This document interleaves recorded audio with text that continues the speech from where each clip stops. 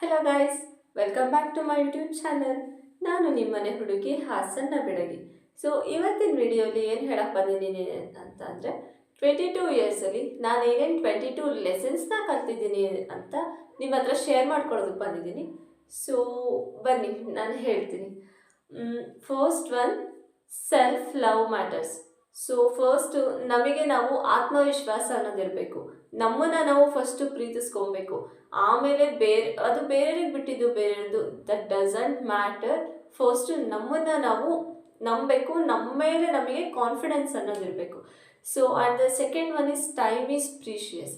So yes, ನಿಜವಾಗ್ಲೂ time ಅನ್ನೋದು ತುಂಬ ಪ್ರೀಶಿಯಸ್. ಹೋಗಿದ್ದ ಟೈಮು ಮತ್ತೆ ನಾವು ತೊಗೊಂಬರೋದಕ್ಕೆ ಆಗಲ್ಲ ಅಲ್ಲ. ಸೊ ಯಾವ ಟೈಮಲ್ಲಿ ಏನು ಮಾಡಬೇಕು ಅದನ್ನೇ ಮಾಡಬೇಕು. ಸೊ ಪ್ರೆಸೆಂಟ್ ಏನಿರುತ್ತೋ ಅದನ್ನ ಖುಷಿಯಾಗಿ ಟೈಮ್ ಸ್ಪೆಂಡ್ ಮಾಡಿ ಅಂತ ಹೇಳೋದಕ್ಕೆ ಇಷ್ಟಪಡ್ತೀನಿ. ನೆಕ್ಸ್ಟು ಫೇಲ್ಯೂರ್ ಅನ್ನೋದು ಯಾರ ಲೈಫಲ್ಲಿ ಆಗಿರಲ್ಲ ಹೇಳಿ. ಸೊ ಎಲ್ಲ ಲೈಫಲ್ಲೂ ಒಂದೊಂದು ಫೇಲ್ ಅನ್ನೋದು ಆಗೇ ಇರುತ್ತೆ. ಸೊ ಅದನ್ನ ಬಿಟ್ಟು ಅದು ನೆಕ್ಸ್ಟ್ ಸಕ್ಸಸ್ಗೆ ಒಂದು ಸ್ಟೆಪ್ ಅಂತ ಅಂದ್ಕೊಂಡು ನಾವು ಮುಂದೆ ಹೋಗಬೇಕೇ ಹೊರತು ಅದು ಒಂದು ಫೇಲ್ ಆಯಿತು ಅಂತ ಹೇಳಿಬಿಟ್ಟು ನಾವು ಅಲ್ಲೇ ಕೂರಬಾರ್ದು. ಆ್ಯಂಡ್ ನೆಕ್ಸ್ಟ್ ಕೈಂಡ್ನೆಸ್ ಅನ್ನೋದು ಇರಬೇಕು ಗುರು. ಯಾವುದೇ ಮನುಷ್ಯ ಆದರೂ ಫಸ್ಟು ಕೈಂಡ್ನೆಸ್ ಅನ್ನೋದು ಇರಬೇಕು ಅವನಿಗೆ. ಯಾರೋ ಒಬ್ಬರು ಬರ್ತಾರೆ ತುಂಬ ಸೆಲ್ಫಿಶಾಗಿ ಬಿಹೇವ್ ಮಾಡ್ತಾರೆ, ಅವೆಲ್ಲ ಸೆಟ್ಟೇ ಆಗಲ್ಲ ಆ್ಯಕ್ಚುಲಿ. ಇವಾಗಿರೋರಿಗಂತೂ ಅದನ್ನು ಯಾರು ಕೇಳೋದೇ ಇಲ್ಲ. ಕ್ಯಾರೆ ಮಚ್ಚೆ ಅಂತ ಅನ್ನಲ್ಲ, ಸುಮ್ಮನೆ ಅವ್ರ ಪಾಡಿಗೆ ಅವ್ರಿಗೆ ಬಿಡ್ತಾರೆ.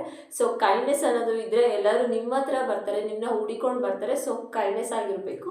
ನಾನಂತೂ ತುಂಬ ಕೈಂಡೆಡ್ ಪರ್ಸನ್. ಸೊ ನನ್ನ ಬಗ್ಗೆ ಯಾರಿಗೆ ಗೊತ್ತೋ ಅವರಿಗೆಲ್ಲ ಗೊತ್ತೇ ಇರುತ್ತೆ ನಾನು ಯಾವ ಥರ ಅಂತ ಹೇಳಿಬಿಟ್ಟು.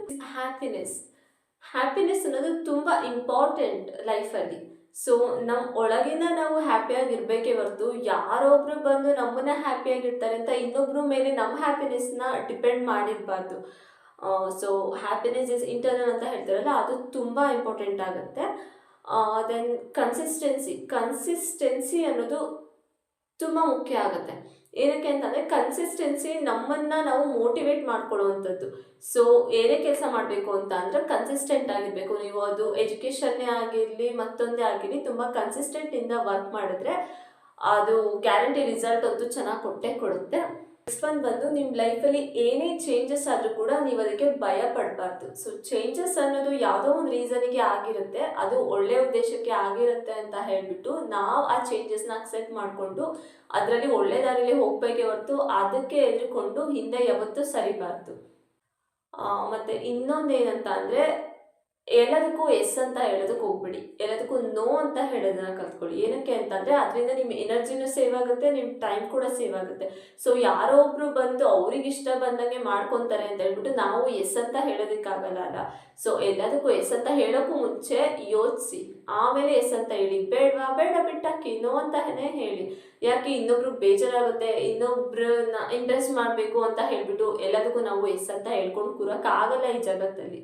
ನೆಕ್ಸ್ಟ್ ಒನ್ ಈಸ್ ಫ್ರೆಂಡ್ಶಿಪ್ ಯಾವತ್ತೇ ಇದ್ದರೂ ಕ್ವಾಲಿಟಿ ಆಗಿರಬೇಕೇ ಹೊರತು ಕ್ವಾಂಟಿಟಿ ಆಗಿರಬಾರ್ದು. ಸೊ ಇವಾಗ ಒಬ್ಬ ಫ್ರೆಂಡ್ ಇದ್ರೂ ಸಾಕು, ಅವನು 100 ಫ್ರೆಂಡಿಗೆ ಸಮ ಅಂತ ಹೇಳ್ಬೋದು. ಅದೇ 100 ಫ್ರೆಂಡ್ ಇದ್ಕೊಂಡು ಬೆನ್ನಿಗೆ ಚೂರಿ ಹಾಕೋಂಥವ್ರು ಯಾರಿಗೆ ಬೇಕು ಗುರು?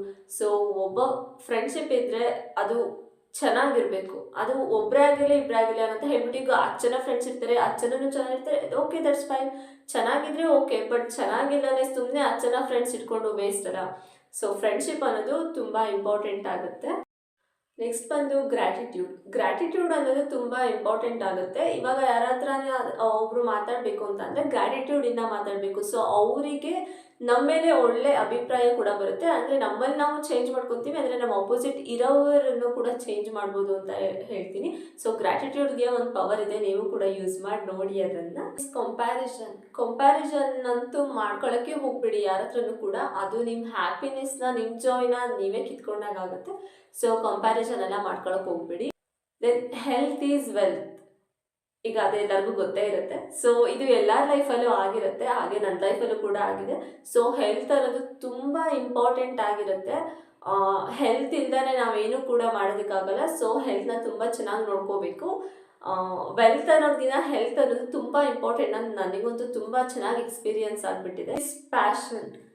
ಪ್ಯಾಷನ್ ಅನ್ನೋದು ಎಲ್ಲರಿಗೂ ಒಬ್ಬೊಬ್ಬರಿಗೆ ಒಂದೊಂದು ಥರ ಅಂತೂ ಇದ್ದೇ ಇರುತ್ತೆ. ಸೊ ನಿಮಗೇನು ಪ್ಯಾಷನ್ ಇದೆಯೋ ಅದರಿಂದ ಹೋಗಿ. ಇನ್ನೊಂದು ಹೇಳಿದ್ರು ಅಂತ ಹೇಳ್ಬಿಟ್ಟು ಅದರಿಂದ ಹೋದರೆ ದೇವರಾಣೆಗಳು ಅದರಲ್ಲಂತೂ ಸಕ್ಸಸ್ ಆಗಲ್ಲ, ಫೇಲ್ಯೂರ್ ಆಗೋದು. ಸೊ ನಿಮ್ಮ ಪ್ಯಾಷನ್ ಏನಿದೆಯೋ ಅದನ್ನ ನೀವು ಇಂಪ್ಲಿಮೆಂಟ್ ಮಾಡ್ಕೊಳ್ಳಿ ಅಂತ ಹೇಳಿ. ಫರ್ಗಿವ್ನೆಸ್ ಅಂತ ಅಂದರೆ ಯಾವ ಥರ ಅಂತಂದರೆ, ಈಗ ಯಾರೋ ಒಬ್ಬರು ಬಂದುಬಿಟ್ಟು ನಿಮಗೇನೋ ಒಂದು ಮಾಡಿದ್ರು ಅಂತಂದರೆ ಅದನ್ನೇ ಹಾಗೆ ಸಾಧಿಸೋದಾಗಲಿ, ಅವ್ರ ಮೇಲೆ ರಿವೆಂಜ್ ತೊಗೋಬೇಕು, ಆ ಥರ ಎಲ್ಲ ಥಿಂಕಿಂಗ್ ಬಿಟ್ಬಿಡಿ. ಸೊ ಫರ್ಗಿವ್ನೆಸ್ ಅನ್ನೋದು ಸ್ವಲ್ಪ ಲೈಫಲ್ಲಿದ್ದರೆ ಲೈಫ್ ತುಂಬ ಚೆನ್ನಾಗಿರುತ್ತೆ, ಯಾವ ಎನಿಮೀಸ್ ಕೂಡ ಇಟ್ಕೊಳಕ್ಕಾಗಲ್ಲ. ಸೊ ಫರ್ಗಿವ್ನೆಸ್ ಅನ್ನೋದು ಕೂಡ ಇರಬೇಕು ಲೈಫಲ್ಲಿ. And then next one is listen more, talk less. So ಜಾಸ್ತಿ ನಾವು ಕೇಳಿಸ್ಕೊಬೇಕು, ಸ್ವಲ್ಪ ಮಾತಾಡಬೇಕು. ಸೊ ಮಾತಾಡೋ ಕಡೆ ಎಲ್ಲ ಮಾತಾಡಬೇಕು ಅಂತ ಹೇಳ್ಬಿಟ್ಟು ಎಲ್ಲ ಕಡೆಯೂ ಮಾತಾಡ್ಕೊಂಡಿರೋದಲ್ಲ. ಸೊ ಇನ್ನೊಬ್ಬರು ಹೇಳ್ತಿದ್ದಾರೆ ಏನೋ ಒಂದು ಅಂತಂದರೆ ಅದನ್ನ ಕೇಳಿಸ್ಕೊಳ್ಳೋವಂಥ ಪೇಷನ್ಸ್ ನಮಗಿರಬೇಕು.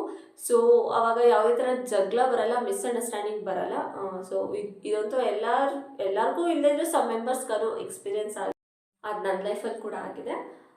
ದೆನ್ ಸೆಲೆಬ್ರೇಷನ್ ಅನ್ನೋದು ನಾವು ಏನೇ ಒಂದು ಚಿಕ್ಕ ಪುಟ್ಟ ವಿನ್ಸ್ ಆದರೂ ಕೂಡ ನಮ್ಮ ಲೈಫಲ್ಲಿ ನಾವು ಅದನ್ನ ಸೆಲೆಬ್ರೇಟ್ ಮಾಡಬೇಕು. ಏನಕ್ಕೆ ಅಂತ ಅಂದರೆ ಅದ್ರಲ್ಲಿ ನಮ್ಮನ್ನು ನಾವು ಮೋಟಿವೇಟ್ ಮಾಡ್ಕೊಳಂಗೆ. ಈಗ ನಾವೇನೋ ಒಂದು ಸೆಲೆಬ್ರೇಟ್ ಮಾಡಿದ್ವಿ ಅಂತಂದರೆ, ನಾನು ಇನ್ನೂ ಒಂದು ಕೆಲಸ ಇದೇ ಥರ ಚೆನ್ನಾಗಿರೋದು ಮಾಡಿದ್ರೆ ಇದೇ ಥರ ನಾನು ಇನ್ನೂ ಸೆಲೆಬ್ರೇಟ್ ಮಾಡ್ಬೋದಲ್ವಾ ಅಂತ ಹೇಳ್ಬಿಟ್ಟು ನಮಗೆ ನಾವು ಮೋಟಿವೇಟ್ ಮಾಡ್ಕೋಬೋದು.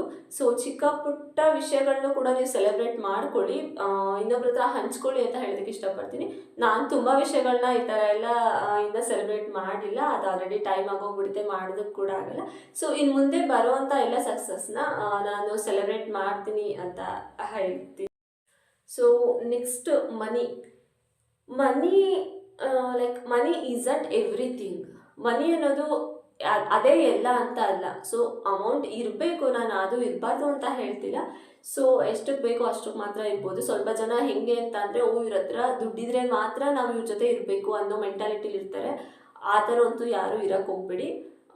ಆ ಥರ ಫ್ರೆಂಡ್ಸ್ ಕೂಡ ಇರ್ತಾರೆ, ಅಂಥವನ್ನೆಲ್ಲ ದೂರನೇ ಇಟ್ಬಿಡಿ. ಆ ಥರ ಚೀಪ್ ಮೆಂಟಾಲಿಟಿ ಇರೋರು ನಿಮ್ಮ ಲೈಫಲ್ಲಿ ಇಟ್ಕೊಳ್ಳೋಕ್ಕೆ ಹೋಗ್ಬೇಡಿ ಅಂತ ಹೇಳ್ತೀನಿ.